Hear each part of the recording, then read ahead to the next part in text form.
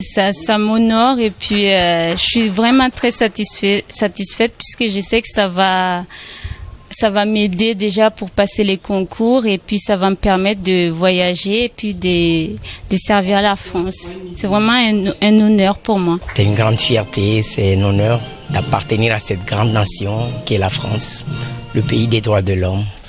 Voilà, je suis très ému en plus. Selon l'INSEE, plus de 100 000 étrangers ont acquis la nationalité française en 2014.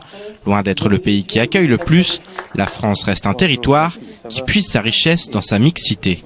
La France, avec les États-Unis, comme je l'ai dit tout à l'heure, est un des pays qui accueille un plus grand nombre de demandeurs d'asile. C'est une terre d'accueil depuis, je dirais, sa création. Et on a réussi cet exploit, c'est-à-dire de vivre ensemble, chacun en gardant sa tradition et sa culture, et en même temps partageant notre culture française, notre langue et notre avenir. Et un pays qui vivrait toujours sur son passé et n'accepterait pas de partager avec les autres, c'est un pays qui a peu d'avenir.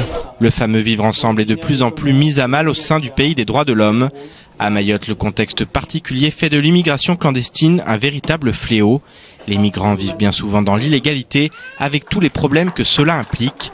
Des problèmes auxquels ces 67 nouveaux citoyens ne seront plus jamais confrontés. Et c'est la fin de cette édition. Merci à vous de l'avoir suivi. Une édition rediffusée sur OM5. Dans quelques instants, vous serez en compagnie d'Ornella Périne pour la météo. Juste après, retrouvez l'invité du temps de parole, Ali Iboura de l'UNSA. Il était ce matin au micro de Patrick Mian et demain, samedi et dimanche à 19h, ne ratez pas votre magazine Les Rendez-vous de l'info. Excellente fin de semaine à vous sur KTV.